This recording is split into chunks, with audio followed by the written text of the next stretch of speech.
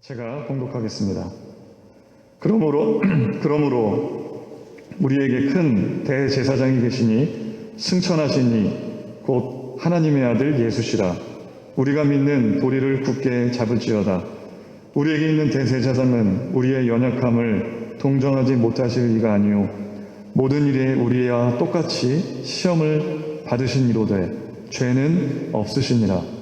그러므로 우리는 긍휼하심을 받고 때를 따라 돕는 은혜를 얻기 위하여 은혜의 보좌 앞에 담대히 나아갈 것이니라. 아멘. 하나님의 말씀입니다. 히브리서를 저희가 계속 또 보고 있습니다. 오늘 우리가 함께 나누는 이 히브리서는 다양한 그런 핍박과 유혹과 시험 속에 살았던 초대교회 디아스포라, 특별히 유대인이었던 그리스도인들, 그들을 위해서 쓰여진 서신이었습니다. 오랜 전통을 이렇게 대대로 물려받고 그 신앙의 전통 안에서 유대교가 다인 것처럼 살아왔던 유대인들이 그리스도가 메시아라고 하는 그런 신앙 고백을 통해서 그리스도교로 전향한다는 것은 굉장한 모험이고, 또 당시에 기독교에 대한 탄압이 극도로 심했던 로마 제국 통치하에서 기독교 신앙을 가지고 그렇게 유대교를 전통을 뒤로하고 그리스도교 안에 그 믿음을 고백한다는 것은 굉장한 도전이었죠. 유대인들에게. 이제 막 태동한 이 그리스도교에 자신의 믿음의 뿌리를 내리는 일에 있어서 비록 자신들이 그렇게 믿어보겠노라고 결단은 했지만 다시금 유대교로 회귀하고 싶은 그런 유혹과 그런 여러 가지 요소들이 즐비했던 상황이었습니다.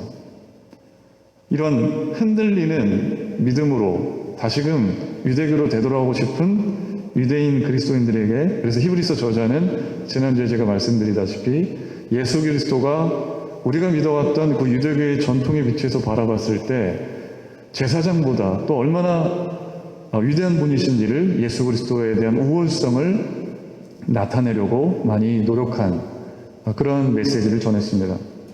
그래서 예수님은 지난주에 말씀드리기로 궁극적인 하나님의 말씀이셨다. 예수님의 삶, 예수님께서 하셨던 말씀, 예수님께서 하셨던 행위, 십자가의 죽으심, 부활하심, 그 모든 것들이 하나님께서 인류 가운데 주시고자 하시는 온전한 궁극적인 말씀이셨다. 그리고 예수님은 이 하나님께서 지으신 모든 만물의 상속자가 되신다. 그리고 마지막으로 예수님께서는 하나님의 영광의 감체시요 그분의 본체의 형상이시다라는 말씀을 드렸습니다. 오늘 본문에서도 우리가 읽은 이 4장 14절에서 16절까지 말씀에서도 히브리서 저자는 예수님이 어떤 분이신지를 또 소개하고 있어요. 그래서 유대인 그리스도인들이 믿음을 굳게 잡을 근거로서 예수님은 어떤 분이시다라는 것을 알려주고 있습니다. 14절에 그러므로 우리에게 큰 대제사장이 계시니 승천하신 이 곧 하나님의 아들 예수시라. 우리가 믿는 도리를 굳게 잡을지어다. 예수님을 어떻게 소개하고 있나요? 큰 대제사장이다. 제사장은 유대교에 있어서 백성들의 영적인 리더십, 영적인 지도자였습니다. 특별히 하나님께 제사를 드리는 일이 굉장히 중요했던 유대인들에게 제사장은 제사를 인도하고 제사를 드리는 일을 관할하는 그런 사람이었습니다. 이 제사장 중에서도 대제사장이 하는 역할이 또 있었거든요.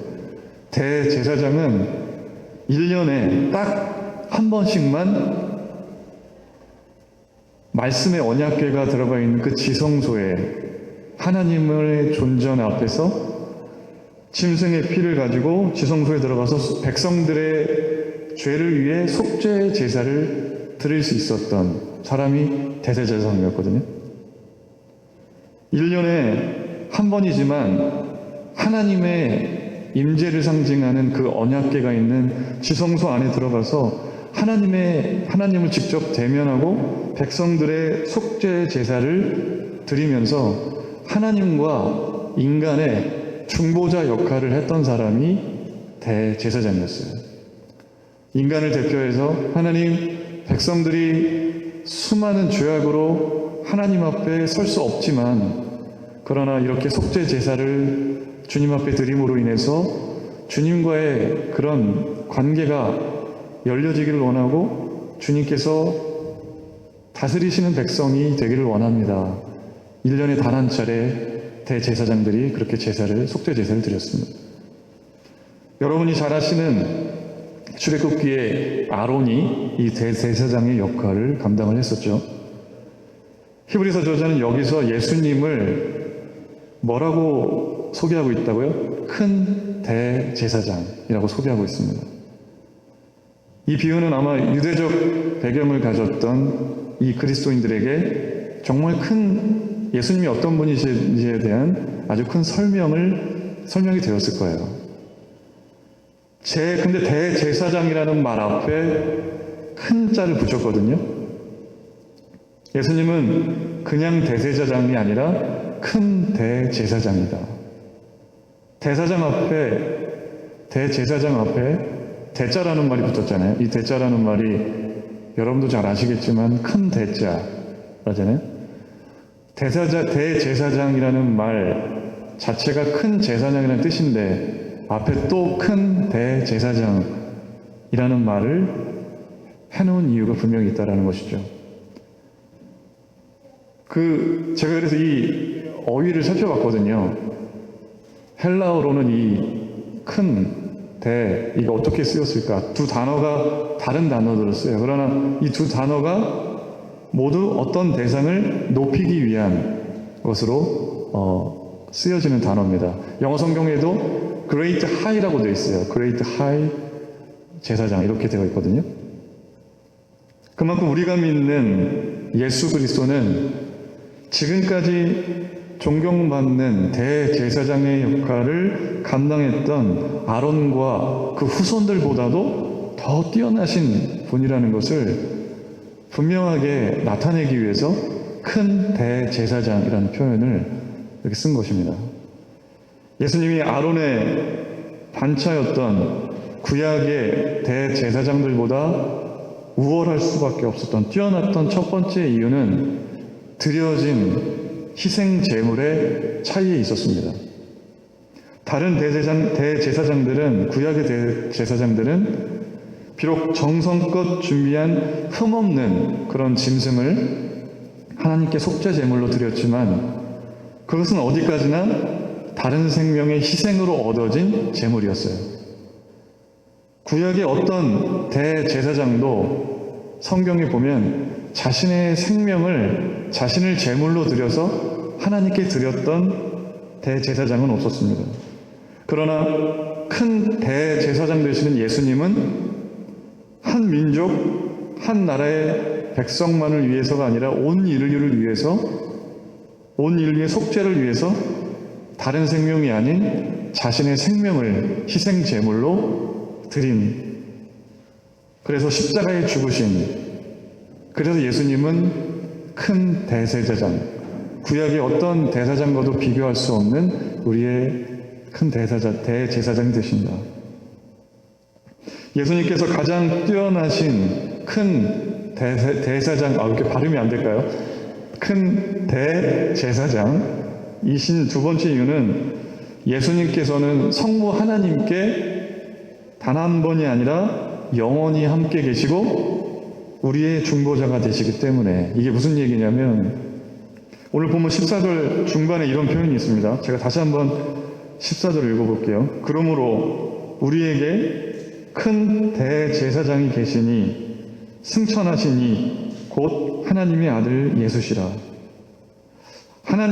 예수님께서 하나님과 단 한 번만 계신 게 아니라 영원히 함께 계신다. 보통 구약의 대제사장들은 지성소에 1년에 딱 한 번 들어갈 수 있다고 했죠. 근데 예수님은 부활하시고 승천하셔서 하나님 우편에 앉아 계셔서 하늘에 있는 성막, 하늘의 지성소에서 하나님과 영원히 그곳에서 함께 계셔서 우리를 위해 계속해서 중보하신다는 것입니다. 그래서 예수님께서 승천하신 이유, 예수님께서 십자가에 죽으셨지만 사흘 만에 부활하셔서 제자들에게 나타나셨고, 제자들과 어느 정도 시간을 소요 보내신 다음에 하늘로 승천하셨잖아요. 그 승천하신 이유는 어떤 멋있는 장면을 연출하시기 위해서가 아니라 예수님이 정말 기적적인 예상할 수 없는 모습으로 사라짐을 통해서 뭔가 굉장한 효과를 나타내려고 하기보다 우리를 위해서 예수님께서 승천하셔서 하나님의 존전 앞에서 단 한 번이 아니라 영원히 그곳에서 함께 계셔서 우리들을 위해 큰 대제사장으로서 우리를 위해 중보자의 사역을 영원히 해 나가시기 위해서 승천하셨다고 하는 것입니다. 예수님은 여전히 우리 눈에 보이지 않으시지만 여전히 온 인류를 위해서 일하고 계시다라고 우리가 고백할 수 있는 이유는 그분이 가만히 그냥 세상에서 떠나셔서 아무 일도 안 하고 계시는 것처럼 보이는 게 아니라 대제사장이 되셔서 영원토록 하나님과 함께 우리를 위해 중보하시면서 기도하시기 때문에, 그래서 예수님이 계속해서 일을 하시는 분이라고 우리가 고백할 수가 있는 것입니다. 예수님께서 가장 위대한 대제사장이 되시는 세 번째 이유는 예수님께서 하나님의 아들이시기 때문에 그렇습니다. 14절 말씀 제가 다시 한번 읽어보겠습니다. 그러므로 우리에게 큰 대제사장이 계시니 승천하시니 곧 하나님의 아들 예수시라. 하나님의 아들이라는 표현이 나와 있습니다. 구약의 대제사장들은 하나님과 사람들을 중보하는 역할을 했지만 그들은 어쨌거나 인간이었어요. 그리고 지성소에 들어갈 때마다 짐승의 피로 자신들을 위한 속죄 제물을 다시 드려야 할 만큼 죄를 안고 있었던 존재였어요. 그러나 예수님은 하나님의 아들, 하나님과 동등되게 여겨주시는 분, 하나님 자체이신 분, 죄가 없으신 인간인 동시에 하나님이셨거든요. 역사적인 이름인 예수라는 이름을 기록한 이유는 예수님께서 하나님인 동시에 죄가 없으신 인간임을 나타내기 위해서 이렇게 표현을 했습니다. 그러니까 결국에 예수님은 구약의 대제사장들처럼 인간이 아니라 하나님이시면서 인간이신 분이셨기 때문에 구약의 어떤 대제사장들보다도 큰 대사장으로 우리에게 역할을 하실 수가 있다. 그럼 이런 예를 들어서 여러분들에게 좀 설명을 해볼까요? 그러면 어떤 싸우는 두 세력이 있다고 한번 해볼게요. 두 그룹이 있어요. 이쪽 그룹은 뭐라고 설명을 할까요?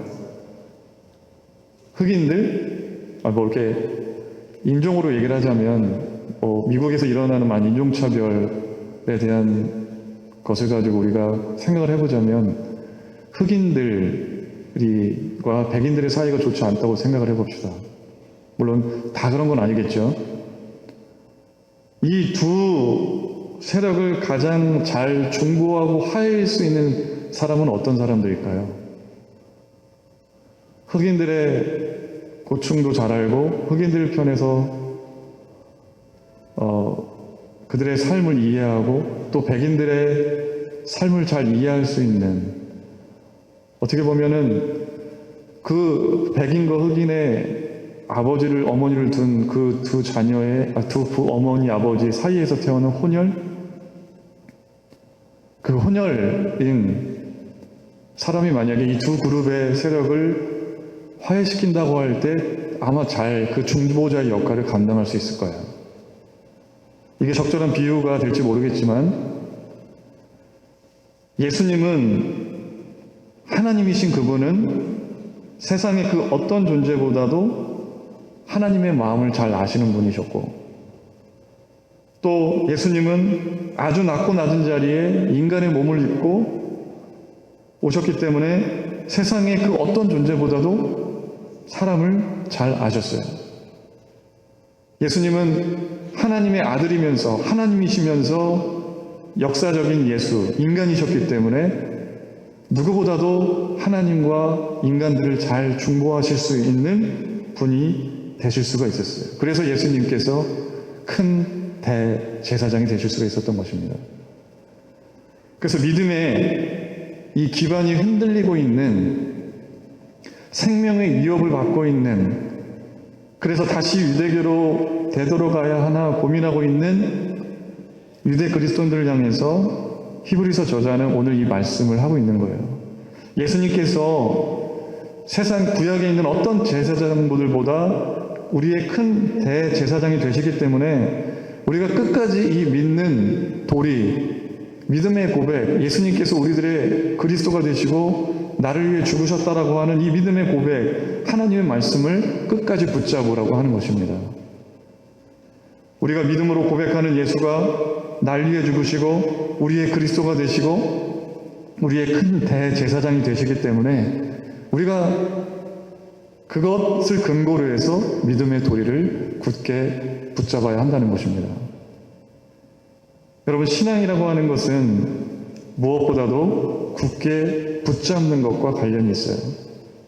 우리가 믿음을 흔들어 놓는 수많은 유혹과 시험과 여러 가지 세파 속에서도, 질병에 걸려도, 죽음의 위협 속에서도, 고난과 역경 속에서도 믿음의 도리, 우리의 신앙의 고백을 끝까지 포기하지 않고 붙잡는 것이 신앙이라고 하는 것입니다. 저는 우리 사모님들, 우리 김은혜 사모님과 정효숙 사모님을 정말 대단히 존경하고, 이분들이 예배 드리시는 모습을 볼 때 그 계신 것만으로도 저는 저에게는 큰 도전이 되고 은혜가 많이 됩니다. 몸이 불편하셔서 예배를 드리러 오시는 일이 우리 젊은 사람들과 비교할 때 얼마나 큰 힘든 일입니까? 근데 거동이 불편하심에도 불구하고 한 주도 걸으시지 않고 이 자리를 지키시는 것은 그 내면에 끝까지 붙잡고 계신 것이 있기 때문에, 믿음의 도리를 끝까지 붙잡기 때문에, 예수님께서 우리의 구주가 되시고 우리를 중보하시는 큰 대제사장이라는 것을 누구보다도 잘 알기 때문에 힘든 과정 속에서 이렇게 오셔서 예배를 드리시는 거잖아요. 저는 이 두 분의 예배 드리시는 모습이 참으로 많은 사람들의 귀감이 된다고 생각을 합니다. 우리는 세상에서 정말 많은 것을 붙들고 살 수가 있습니다. 돈을 붙잡을 수도 있고 명예와 권력을 붙잡고 살 수도 있습니다. 그런데 그것은 우리를 영원히, 우리의 영혼의 생명을 영원히 담보해 주지 못하고 그거를 전혀 보장해 주지 못합니다. 언젠가는 이런 우리가 붙잡는 것, 세상적으로 붙잡는 것은 무너지게 돼 있어요. 그러나 영원한 생명을 보장하는 이 믿음의 도리를 우리가 굳게 붙잡을 때 우리는 세상의 그 어떤 유혹에도 흔들리지 않을 수가 있는 것입니다. 저는 저와 여러분이 예수 그리스도가 우리의 영원한 중보자가 되시고 대제사장 되시기 때문에 믿음의 도리를 굳게 붙잡으시게 되기를 주님의 이름으로 간절히 축원합니다. 15절에서 이렇게 또 말씀하고 있죠. 우리에게 있는 대제사장은 우리의 연약함을 동정하지 못하실 리가 아니요 우리와 똑같이 시험을 받으신 이로되 죄는 없으십니다. 이렇게 또 예수님에 대해서 소개를 하고 있습니다.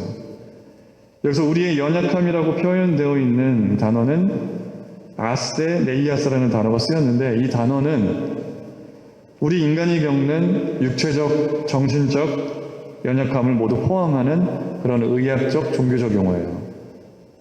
우리가 인간으로서 갖는 여러 가지 한계들, 질병에 걸릴 수 있고 죽음에 이르를 수 있고 힘에 부치고 모든 일을 다 감당할 수 없고 때로는 절망하고 때로는 울고 여러 가지 삶의 존재의 무게로 인한 그런 약함, 그것을 여기서는 아스테네이아스, 연약함이라고 표현을 합니다. 우리가 세상에서 존재하는 이상 우리는 늘 연약함을 가지고, 한계를 가지고, 존재의 무게를 가지고 살아갈 수밖에 없습니다. 그런데 바로 이 대제사장 되시는 예수 그리스도가 우리의 이 한계, 연약함을 동정하지 못하실 리가 아니오라고 했어요. 이거 이중부정이죠. 예수님께서는 우리의 연약함을 동정하실 분이다라는 것을 이중부정했어요. 이중부정은 언제 쓰입니까?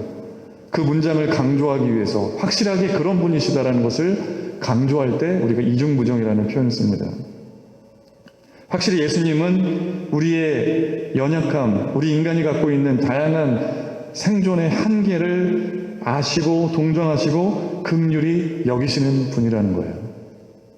그 근거로 히브리서 저자는 무엇을 이야기하냐면 우리와 똑같이 시험을 받으신 이기 때문에, 우리와 똑같이 시험을 받으셨다고 하는 것은 우리와 같은 인간의 몸을 입으시고 우리가 겪는 모든 인간의 생사고락을 다 경험하셨다는 것입니다. 예수님의 생애를 한번 여러분 떠올려 보십시오.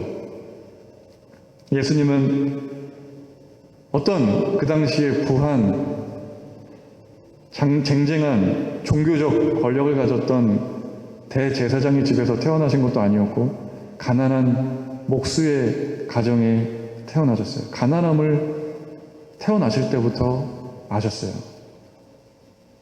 태어나실 때 어디 여관 같은 곳에서 묵으시지 않고 마국간, 말구유에서, 우리는 아이가 태어날 때 태어나기 전부터 많은 것을 준비하고 때로는 이 아이들이 건강하게 자랄 수 있도록 다양한 것들을 하지 않습니까?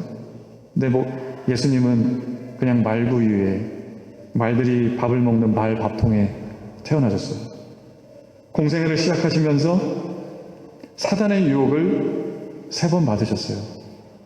비록 성경에는 3번 받았다고 기록되어 있지만 예수님께서 예루살렘 성전에 입성하실 때 수많은 사람들이 왕이 오신다, 호산나, 다윗의 자손으로 오시는 이여, 그를 칭송하고 그에게 영광을 돌릴 때 얼마나 큰 유혹과 시험이 또 있으셨겠습니까? 예수님은 끝까지 십자가에 달려 죽으실 때까지 그런 유혹, 시험에 처하셨을 것입니다.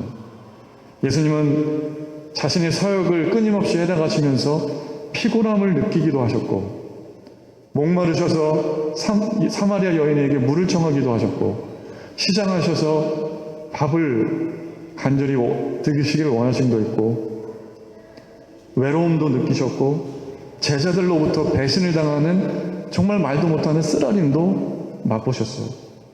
십자가의 죽음이라고 하는 그 죽음을 앞두고 통곡과 눈물로 간구의 기도를 드리셨던 그 주님, 죽음 앞에서 그래서 두려워하는 이들을 잘 아시고 그들을 동정하실 수 있는 이유는 예수님께서 죽음을 앞두시고 그렇게 죽음의 고통과 두려움을 똑같이 경험해 보셨기 때문입니다. 인간이 겪을 수 있는 모든 아픔과 고통, 모든 감정을 거의가 아니라 다 겪으셨기 때문에 우리를 동정하시고 우리를 긍휼히 여기시고 우리를 이해하실 수 있는 분이시라는 거예요. 제가 전에 한국에 있을 때 감리교 신학대학원 MDB 과정을 할 때 목회 패스토럴 케어에 관련된 과목을 들을 때 아주 저에게 큰 도움이 됐던 책이 하나 있어요. 헨리 나우엔의 운디드 힐러라는 책이 있습니다. 한국말로는 상처 입은 치유자라는 책으로 번역이 되었는데, 그 제목에서도 여러분이 예상하시다시피 치유자는 다른 사람들을 치유하기 위해서 자신이 당한 그 상처와 아픔과 고난이 그 치유에 너무나도 중요한 도구가 되고 자산이 된다는 거예요. 아픔을 경험하지 못하고 고난을 모르고 한 사람이 다른 사람들의 그 아픔과 어려움을 크게 동정하거나 이해하기가 한계가 분명히 있다는 거죠. 저는 제가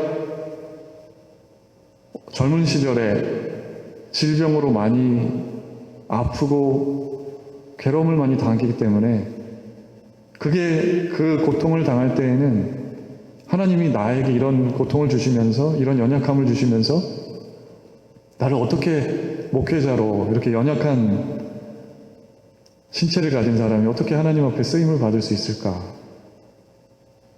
근데 그게 아닌 거죠. 하나님은 우리에게 아픔을 주시고 고난을 주셔서 그것을 새롭게 구원의 믿음 안에서 새롭게 그것을 주님의 주시는 은혜 속에서 치유해 주시고 그것을 기반으로 해서 똑같은 아픔과 고난을 겪고 있는 사람들을 치유할 수 있는 주님의 도구로 우리를 쓰시기 위해서 우리들을 그렇게 아픔도 주시고 고난을 주시는 그런 배움의 과정을 겪게 하신다는 것입니다. 예수님은 우리들을 구원하시기 위해서 우리들을 누구보다도 더 잘 아시기 위해서 이해하시기 위해서 우리들을 긍휼한 마음으로 끌어안으시기 위해서 인간의 몸을 입고 인간이 겪을 수 있는 모든 것을 다 겪으셨기 때문에 우리의 연약함을 아시고 우리를 동정하실 수 있다는 것입니다. 사람이 동정심 가질 수 있거든요. 장례식이나 또는 사람이 어려운 일을 당할 때 울고 있는 이들에게 가서 같이 시간을 보내주고 그들과 함께 울어주고 그들을 안아주고 인간이 할 수 있는 동정은 거기까지가 한계예요. 그러나 예수님께서 우리들에게 베푸시는 그 동정과 긍휼하심은 거기서 멈추지 않아요. 물론 우리들과 함께 울어주시고 우리들과 함께 해주시지만 그것을 넘어서 병든 자를 낫게 하시고 죽은 자를 살리시고 상처를 아물게 하시고 귀신 들린 자가 악한 영이 떠나게 하시고 영원한 생명을 베푸시는 동정을 베푸시는 분이 바로 예수님이라고 하는 것입니다. 이런 예수님이시기 때문에 히브리서 저자는 이렇게 믿음이 흔들리고 있는 유대 그리스도인들에게 16절에서 이렇게 최종적으로 권면하고 있어요. 16절 그러므로 우리는 긍휼하심을 받고 때를 따라 돕는 은혜를 얻기 위하여 은혜의 보좌 앞에 담대히 나아갈 것이다. 은혜의 보좌 앞으로 담대히 나아가는 것입니다. 왜? 우리가 담대히 하나님 앞으로 나아갈 수 있게 된 건가요? 하늘의 보좌로 나아가는 길을 활짝 열어놓으신 중보자 되시는 대제사장 되시는 예수님이 영원한 그 지성소에서 우리들을 위해 중보하시고 우리를 위해 구원의 길로 인도하시는 그분이 계시기 때문에 우리가 그냥도 아니고 담대히 은혜의 보좌 앞에 나아갈 수가 있는 것입니다. 우리의 연약함을 다 아시기 때문에 내가 얼마나 내 마음속에 슬프고 힘든 일이 있는지 나의 육체적인 어려움이 뭐가 있는지 내가 경제적으로 어떤 어려움을 겪고 있는지 얼마나 큰 외로움을 겪고 있는지 이 타지에서 정말 인종차별을 경험하면서 이렇게 살아가는 삶이 녹록지 않은데 그 모든 괴로움과 아픔들을 예수님은 다 아신다는 것입니다. 그래서 우리가 담대히 은혜의 보좌 앞에 나갈 수가 있다는 거죠. 은혜의 보좌 앞에 나아간다고 하는 것은 무슨 말입니까? 쉽게 말하면 기도의 자리로 나가라고 하는 것입니다. 기도의 자리로 나아갈 때 오늘 본문의 히브리서 저자가 말하기를 때를 따라 돕는 은혜를 우리가 하나님께로부터 받는다라는 거예요. 때를 따라 돕는 은혜는 어떤 은혜입니까? 우리가 원하고 바랄 때마다 즉각적으로 응답하시고 은혜를 베푸신다는 것인가요? 우리가 필요할 때마다 응답하시고 우리가 필요할 때마다 우리가 울며 불며 매달릴 때마다 주시는 응답하시는 그런 걸 의미하는 것은 아닙니다. 죄로 물든 우리들의 본성으로 인해서 그것에서 비롯된 필요라고 하는 것은 하나님이 정말로 우리에게 필요하다라고 느끼시는 것과 많이 달라요. 우리는 내가 생각할 때는 이게 정말 지금 당장 필요하지만 누구보다도 나보다도 더 나를 잘 아시는 하나님은 나라는 존재가 정말 이 시기에 필요한 것이 무엇인지를 나보다도 잘 아시기 때문에 하나님이 필요와 나의 필요가 다른 거죠. 우리가 어떤 것이 정말 필요하고 그리고 우리의 인생에서 어느 시기에 이것이 가장 필요한지를 그 시기와 때를 가장 잘 아는 존재는 내가 아니라 바로 하나님이시라는 것입니다. 그래서 때를 따라 돕는 은혜라는 것은 하나님께서 인간에게 은혜를 베푸시되 하나님이 생각하시는 가장 적절한 때에 하나님이 생각하시는 가장 최선의 방법으로 하나님의 뜻을 따라서 우리들에게 베풀어 주시는 도우시는 은혜라는 것입니다. 그래서 때로는 우리가 예상한 시간보다 더디고 우리가 예상한 것과 다른 것이 주어질지라도 우리가 은혜의 보좌 앞에 늘 서 있는 심정으로 기도할 때 하나님은 우리의 생각을 뛰어넘어서 우리에게 가장 좋은 것으로 베풀어 주시는 그 확신 속에 우리가 거할 수 있게 된다는 것이죠. 그래서 우리가 기도의 자세가 바뀌어질 필요가 있는 것입니다. 나의 당장 급한 필요를 채워주십시오 라는 기도가 아니라 하나님 지금 당장은 그때를 알 수 없지만 하나님이 원하시는 그때에 또 내가 원하는 방식이 아닌 하나님이 원하시는 대로 이루어 주십시오 라고 기도를 드릴 필요가 있는 겁니다. 물론 우리가 당장 급할 때 하나님께 부르짖는 기도도 필요하지만 우리의 기도의 방향성이라고 해야 될까요? 그런 기도의 방향성은 이런 자세를 가지고 기도를 해야 한다는 것입니다. 사랑하는 우리 소명교회 성도 여러분, 예수님은 가장 위대한 큰 대제사장이 되셔서 영원토록 하나님의 존전, 그 하늘의 지성소에서 우리를 위해 계속해서 중보하시고 우리가 선한 길로 갈 수 있도록 우리들을 인도하시는 그 예수님이신 줄로 믿습니다. 예수님은 인간의 몸을 입고 오셨고 인간이 겪을 수 있는 모든 것을 경험하셨기 때문에 우리의 연약함을 다 아시고 그래서 그 연약함을 동정하시고 영원한 치유와 생명으로 인도하시는 분이심을 여러분 기억하시기 바랍니다. 하나님의 때를 따라 돕는 은혜가 있음을 믿으시고 지금 당장 기도가 응답되지 않을지라도 은혜의 보좌 앞에 담대히 나아가시는 저와 여러분 모두가 되시기를 주님의 이름으로 간절히 축원합니다. 함께 기도하시겠습니다. 사랑의 주님 감사드립니다. 정말로 우리의 믿음이 여러 가지 것들로 흔들릴 수밖에 없는 그런 때입니다.